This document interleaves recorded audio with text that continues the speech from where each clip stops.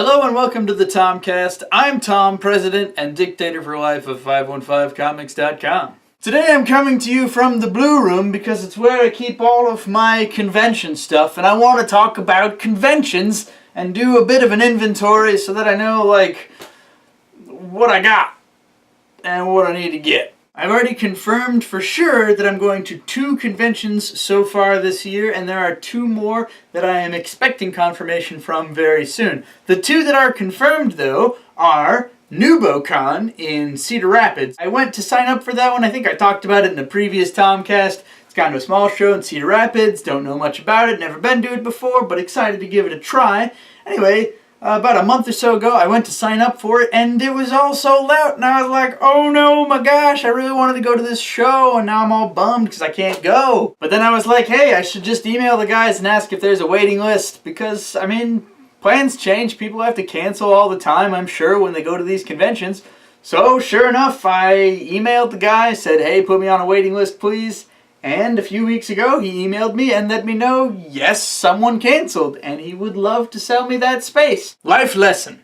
If you want to go to a convention, but it's all sold out, ask to be put on a waiting list. Maybe you'll get in.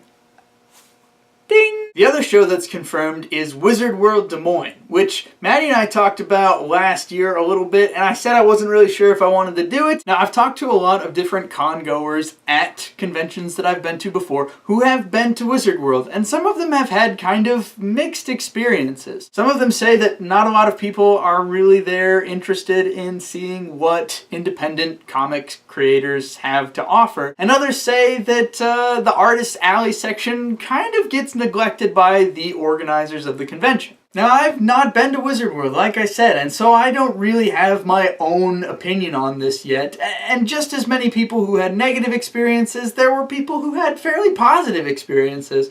So just from a business standpoint, I decided, you know what? It's in Des Moines this year. I should go, because even though the table is quite expensive, and even though I'm not sure what the experience is going to be like, there are 0 travel costs, 0 hotel costs, so I should just do it and find out for myself. So, it will be the Great Wizard World Experiment, and it's the first time Wizard World is coming to Des Moines, so who knows whether that's going to be a positive or negative in my favor. As far as people not being super interested in seeing what independent creators have to sell, I feel like that's really no different from any other show. And Wizard World seems to be kind of on a similar level to Planet Comic-Con, which I've gone to a couple years in a row now and really, really like. They have similar style of guests, similar style of layout as best I can tell, and I always have a really good show there, even though a lot of people probably aren't there interested in what I have to offer. So I'm going to think positive and hope for the best and give it a shot. And as always, any conventions that I'm promoting, I'll have some links down below so you can find out when and where they are, and hopefully you can stop by and say hello. The other thing I wanted to talk about today was my merch, because I haven't really taken stock of it in a while, so I'm gonna do that real quick. Okay, I went through everything and here is my report. Volume 1, I am down to 11 copies. Volume 2, I'm down to 7 copies. The primer, I still have 32 copies of, and the Ramos Emerald book, I only have 10 copies left. Because I've gotten a little more aggressive giving the primers out to people whenever they buy anything, I'm not surprised that I'm down to that few. The Ramos Emerald book I have not reprinted in a very long time, so that's definitely something that I need to do since it's kind of my mid-range, lower price comic item. I'd really like to make sure that I have more of those before I start going to big shows this year. Volume 1 and Volume 2 being down as low as they are is actually kind of awesome. I may need to get a little bit more of a buffer because it's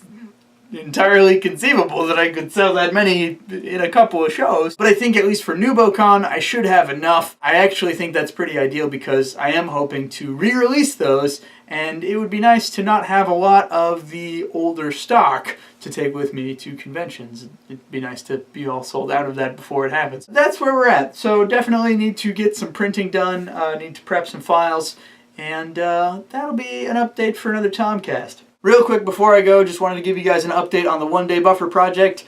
Still going pretty good. Have not been late on updates last week or this week, I think. and I'll be able to finish tomorrow's page before midnight tonight so that it will be ready tomorrow morning at midnight. So look forward to that. Thanks as always for watching, guys. I hope you have a great weekend, and I will talk to you next week.